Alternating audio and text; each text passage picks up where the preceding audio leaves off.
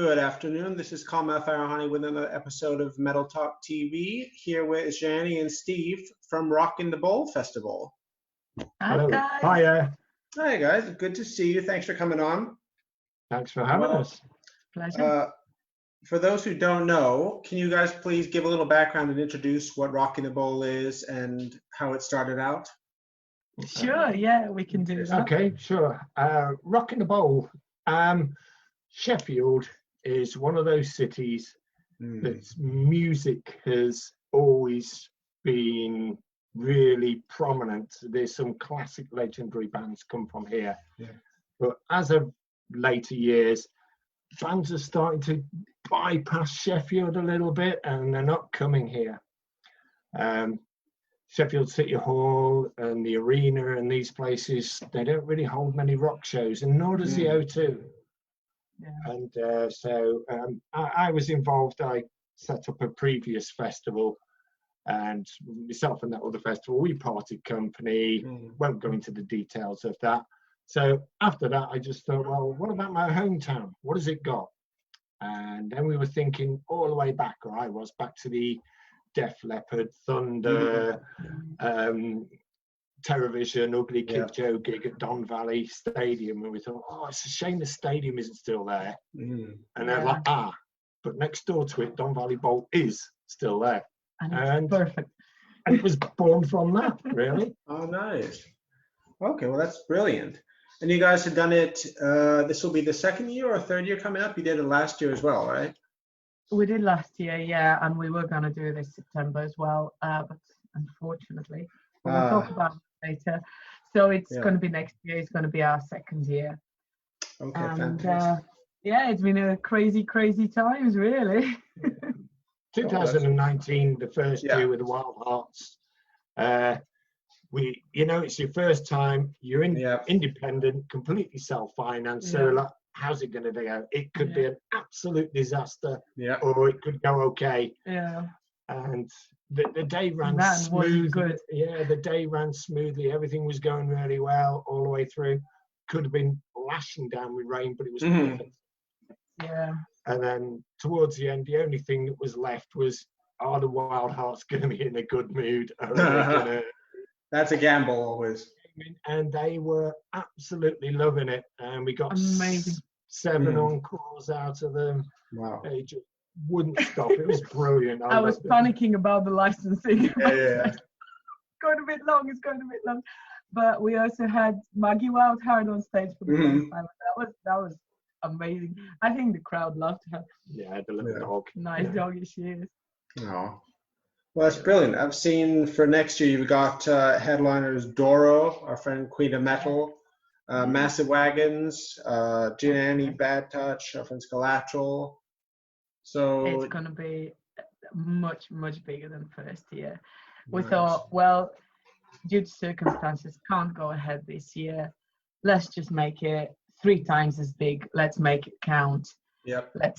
Let's make it into the event it deserves to be, because the bowl proved to be the perfect venue for it, really. And we've introduced camping. That's more than 85% sold out now. So very happy with that result. So an outdoor stage, just get a bit as big a stage as we can afford. Yeah. And trust me, when you're hosting Doro, you need a big stage. Yeah. Because it'll be offensive otherwise. It'll be horrible. It's like, hello, just play on these pellets. No, can't do that. Yeah, on the little tiny, Well, that's great. How do you guys go about selecting a lineup? I mean, for you guys, is there a theme, or is it just about who's available, or what's your logic? Well, I think it's my responsibility for booking the bands. So my sort of mindset was, we didn't want this to be sort of a nostalgia fest, if you like. So we wanted to seriously encourage the up and coming bands, because the amount of talent that's out there, it's huge. It's a massive amount of talent, just in this country, let alone anybody else.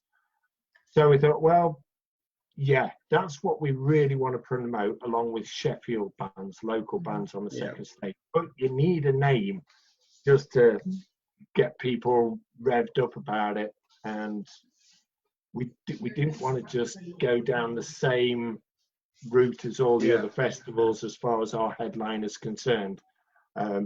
No disrespect to any of the others. They've all got great headliners, but we just wanted to do something different. And Doro's name kept playing in the back of my mind. And I thought, could we? Because I remember seeing a Warlock all those years ago at the Monsters of Rock.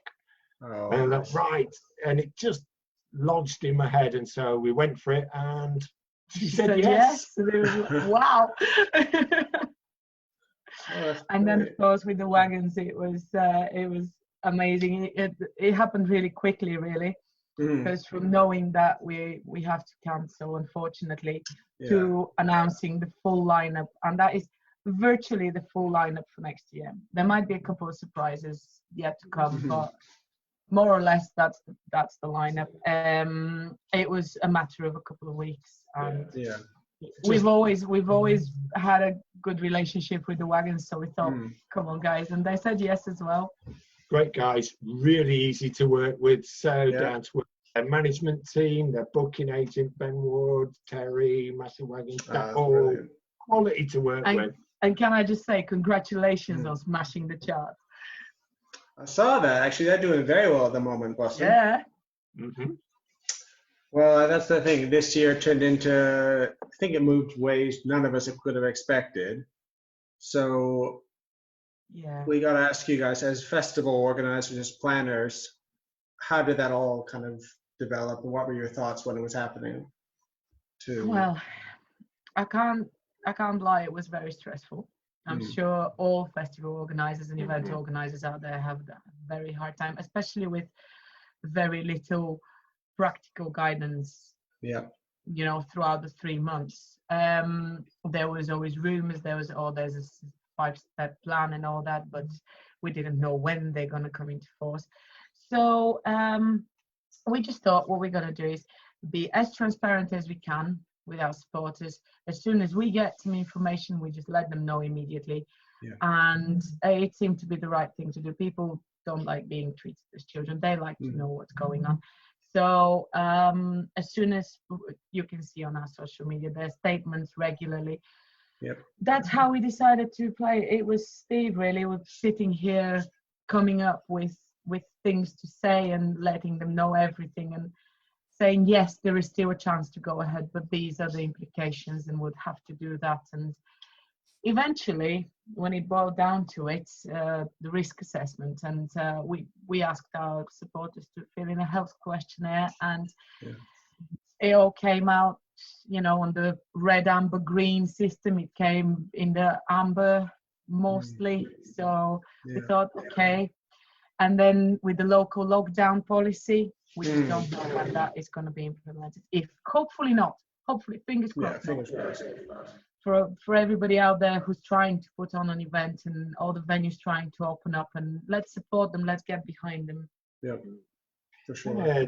Emotionally, it kind of right at the start of COVID, people were like, doesn't seem to be that bad. And then suddenly when it started really hitting hard and everybody realized this was serious, like everybody in this industry, they suddenly started realizing that this industry is going to struggle very badly, all the way from the top to the bottom, download all the way down to ourselves and pub gigs and everything. The whole lot has been decimated. So we kind of went from optimism to worry to pessimism, and then a bit of optimism again when it might be okay, and then in the end it was just realization that, look, let's not you just can't play with people's lives. Fair point. I mean I've seen all the festivals, kind of, whether it's just here at home or it's across Europe, kind of scrambling to make plans for next year and keep everything as static as possible, I guess. And next year is going to be immense for everybody. It's going to be just everyone, we were so excited to get out again, There's going to be a lot of gigs out there next year. Well, it's interesting. One that I was looking at recently was Rambling Man, and they had Lynyrd Skynyrd set up to be headliner this year, and now, of course, Skynyrd, whatever their schedule is, they're not doing it next year. So I don't know. It was promoters. What do you guys think? You know, trying to keep something static like that, or you know, dealing with international artists. It's a good question, though. I mean, keeping it. Some people have decided or tried to go down a different route. Yeah. And fair play to them for that. You know, I got, you know, each to their own. You do what you can. It's unprecedented times, as everybody keeps saying. But for us personally, we kind of, when we were discussing whether or not we should go ahead, even if it was possible, with the safety precautions, with the confidence of the supporters, is another thing, of course. Paramount. And if we could have gone ahead with, okay, social distancing regulations, no singing, no dancing, no hugging each other, you know, maybe even seated at tables and everything. With okay, fair play if you can make that work. But for us, we didn't want to water down the rock and roll. We just didn't want to water it down. It just get that sterile feel. We want Rockin the Bowl is a bit of a party atmosphere. That's what we wanted from it. And so if that's your aim, if that's your ethos, it's just not going to work. Driving gigs, sit down gigs, social distancing gigs, good for them. I keep everything crossed that it'll work for them all, because it's good for the industry, it's good for rock and roll, but it's not for us. We decided against that. For next year, keeping the lineup static. I mean, some things can't be helped. Some bands are booked 3, 4, 5 years in advance. That's just how it is. They are that good. So if there's a clash of dates, they can only apologize and say sorry, and that's it. I know contractual obligations, but as Steve said, it's unprecedented times. We all have to be nice to each other and tolerant and not fall out, really. Definitely. Well, I saw a few people, I think it was just this week actually, kind of a few gigs, 1 or 2 starting again in London, you know, they said with distancing in place, and it looked a bit like a half, you know, more than half empty theater, kind of a weird vibe for a gig, especially when it's rock and roll. Yeah, for sure. I mean, I think it's just been released on the BBC that the social distancing Frank Turner gig. The venue said, look, this is just financially not viable. We're not going to do it. We just can't do it. And my heart goes out to those people. We're kind of lucky, really. I do say we are lucky. We cancelled along with everybody else, but we had the option to go from a 1-dayer to a 3-dayer. That venue and the council said, no problem, do it if you want. If you can do it. So we could expand. We can for next year. For next year, we have the ability to give the supporters more instead of just saying, well, okay, here's exactly the same thing again next year. It's okay. And all our tickets, the 20 quid tickets, rolled over, so they got a 3-dayer for 20 quid, and that's pretty good. They loved it. They thought, this is amazing, you know. And you know, we keep getting emails like, is my ticket valid only for the day on which the bands from last year played? No, it's valid for the whole thing, the 3 days. Have it. Have it all. Come drink beer with us. We want to party, have the lot. That's brilliant. So I was going to actually, next question I was going to ask was, how's been the reaction from the kind of ticket holders and supporters? It's been pretty good so far, right? We were overwhelmed, actually, by the positivity. If I have to tell you the exact number of people who requested the refund was 16 people out of all the tickets we sold last year. So I count that as amazing support. Our support is growing. You know, we started really, nobody expected us to start up. So all of a sudden there was this thing in Sheffield, and we had to do absolutely everything in 1 year, including promoting it. And it does take a lot of hours and a lot of manpower to do that. So now people know of us and are joining the group and liking the page, and all our support is just growing organically. When we announced the news, I think the thing they found most positive from us was that we kept them informed about every single development throughout, and that there was absolutely no problems with any refunds if anybody needed it. We just paid out straight away. We're pretty much exactly the same people as the people who are purchasing the tickets. There's no corporate organisation going on here. No, It's us that's the putting our- corporation. Yeah, That's why it works. Yeah. it's professional. We have a Of course. business models behind it, and it has to be professionally done. But Mhm. at the end of the day, we're just kind of the same people. Yeah. We're just as likely to wander around campsites and sit down and have a beer Yeah. with people as we are to do interviews or anything like this. It's Yeah. just grassroots stuff. No, fair. Well, I guess that's the next question will be for future. Obviously, next year you have a kind of set out plan. And what do you see, fingers crossed if things go as they should, Mhm. which fingers crossed. I hope so, yeah. It's been a weird year, but fingers crossed, if it keeps going and expanding, what do you guys see, say, in a few years' time Wow. for the festival? Well, when we first started, we thought we have got to grow this organically. There's Yeah. no point just getting massive financial backings from other people and then just being, having the pressure of that. So what we would like is to see the bowl full Mhm. or as near as, and it's got quite a big capacity, that bowl. If you put the stage in the middle, it can hold 18,000. Wow. That's without camping though. So Yeah. I would say half of that would be, really cool. But Yeah. a bit smaller, more intimate would be my choice. So that's but it's his idea, so it's better for him to say. As Johnny says, as far as the gig is concerned, the sky's the limit up to the point Yeah, of yeah. the bowl being full. Yeah. And it does hold, I think, 18,000. Arctic Monkeys did an 18,000 one there. Mhm.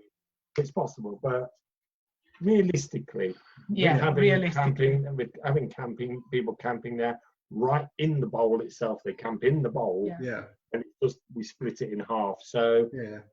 I would say if we get up to about 5,000 people, That's more like a sort of steel house size. Yeah. If we're thinking of Rambling Man size, that's the next stage up, and I don't think we can cope with that as far as not so much the organisation, but we want to keep it really sort of nice and intimate and friendly and grassroots. Yeah.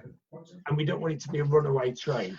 If the people wanted it to be a runaway train, make it bigger and bigger and bigger, I appreciate it. I thank it. We're humbled about that. But personally, when it gets to about 5,000 people, we'll be perfectly happy to hopefully let that go for years. Okay. And years. on which the festival is built Yeah. is that it has to showcase local bands. It has to give local bands the ability to step on a bigger stage and potentially move on to a main stage the following year, which is what is happening with Low Drive this year, because they absolutely rocked last year. So why not? So with that in mind, that you would attract big international acts, and we do have ambitions to do that. Yeah. But we're always going to keep that space for them, and to the best of our abilities, we're always going to keep it without clashes, because we want everybody to be able to enjoy everything. And that was actually one of the reasons why we couldn't go ahead this year, because if we had gone ahead, we would have had to do away with the steel stage, and we just can't do that. Okay. Having the Mikey Lawless stage there, fantastic. Yeah. But we need the steel stage there. That's brilliant. Well, I mean, we've seen over the last few years, especially in these festivals, because the music industry doesn't really exist to support these young bands anymore. It's festivals like you guys, like Rambling Man, a few others, Rising Stage. It seems to be giving them a voice, a platform to kind of grow and meet a new audience. Exactly. Yeah, I think I get the feeling that, although you're absolutely right, and they need that voice, and they need to be able to stand on a bigger stage and show people, we're good enough, we can do this. And they can, they really can. Instead of playing in a pub to 20 people or 50 people in a pub, I think they'll raise their game once they get up on that. Yeah. But now bands like Wagons, Those Damn Crows, Wayward Sons and everything, they're really pushing the frontiers. And I think and I hope that in maybe 4 or 5 years' time, these names will be, vying for special guest slots at Download by then, So it's going to happen. I think it's got to be harder now for bands than it used to be back in the 80s. It was basically bung everything in a transit van, just tour, and build it up like that, the old school way. But it's not possible really now. It's all, you know, if you don't make it on social media first, you're really not making it. Yeah, it's very crowded. You're right. Very crowded. No, I think it'll happen for him. I'm really optimistic about the British rock scene. Yeah. So much out there. All it needs is the platforms. Yeah. And hopefully once COVID has gone away and left us alone, the rock scene will come back and continue to grow. And I firmly believe it will grow. Fingers crossed, definitely. And on the flip side of that, who are your bucket list, maybe dream bands, if you could book, say, one day alongside? We'll have one each. Pick one. Right, okay, I will go with Hailstorm. Okay. Yeah, and just, you know, maybe Hailstorm as well. Hailstorm. Because I do like my pirate metal. Get the pirate vibe in there. I do like it. Okay. I'd pretty much stay local. I would, the band that really got me into the harder and heavier side of rock was Saxon. Oh yeah. And so they're from just up the road. And I've made a few emails so far, but maybe next year, maybe the year after, who knows? Get Biff and the boys down there, yeah. Yeah, so rattle their cage a little bit and tell them we exist and here we are. Yeah. But it's not unrealistic, you know. No. I would feel really, really proud to see Saxon on that stage, because they, you know, they were the first ones who got me patches on my back and me studded and my bullet belt back in the day. You had a bullet belt? Oh dear. I had to, 1980, yeah? Well, yeah. Well, I guess the only thing left to ask really is for your supporters or for people who want to get involved or help out, or just how do they do that? First of all, your sites, your socials, how would they do that? Right. Well, I wanted to give a shout out to the volunteers anyway. So I was waiting for an opportune moment. So thanks for that. As a team that we work with, it's a small but very, very valuable and very good team to us. And these guys have devoted so much of their own personal time to this, just to the idea, just to support the rock and roll. Yeah. So thank you all. And last year, the event, there was no end to the positive feedback from the volunteers and the security, funnily enough. So that was good. And the pizza. So if you want to get in touch with us and if you want to get involved, our three main platforms are Facebook. Our Facebook group is our social community. So come and join the group, invite your friends. Let's get the party started there. We post band videos. Anybody can get involved there. The page is our official information outlet. You can always message us there. We always pick up the messages. And then our website has the rest of the contact information. So the website is www.rockinthebowl.co.uk. Rocking without the letter G. So. Rockin the Bowl. Yeah. And you can always find us on Facebook. We're pretty easy to find. So drop us a personal message if you need anything. We still need help. We still need loads of help. It's all going to come, you know. We'll provide hot meals. We'll provide a few drinks after you've done your 4 hours. All we ask is 4 hours work, and the rest of your time is yours. Yeah. For the whole weekend. Yeah. If you help us out, you could be digging a ditch to bury the cables. You could be putting the fences together. You could be helping on a merch stand. You could be running backwards and forwards. You could be behind a bar if you've got experience. We've got so many people, and it's a friendly, amazingly friendly bunch of people. It really is a truly grassroots festival, truly. Absolutely, absolutely grassroots. And it's working. It's amazing. Nobody gets paid. We don't get paid. We have to buy our own drinks. We've managed to scam a ticket each, but apart from that, we pay everything. We pay everything other than that. Wow, that's amazing. Well, Thank you. Well, hopefully all the best of luck for you guys and for Rockin the Bowl 2021. Thanks a lot, man. Thank you. Thanks a lot, Kevin. And Thank you for giving a us pleasure. a platform for that. That's all right. Thank you. And keep an eye on Rockin The Bowl socials and Metal Talk socials, and hopefully we'll both be able to give an update to all the fans and everyone else soon.